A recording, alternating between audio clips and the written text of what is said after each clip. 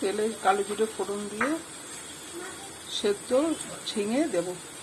ঝিঙে বড়া পোস্ত করব, গরমের খাবার।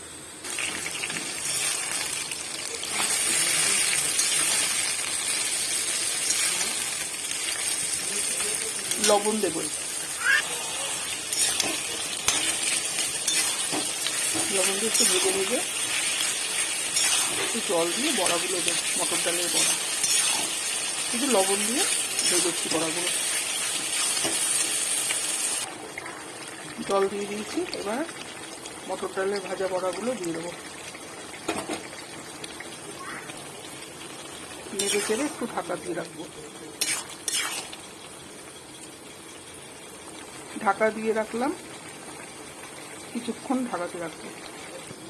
পোস্ত লঙ্কা দিয়ে বেটে রেখেছি, এটা দেবো আমি।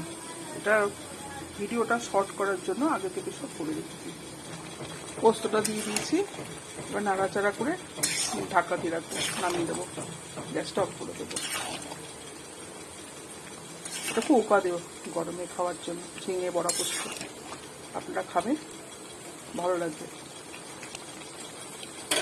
ধন্যবাদ।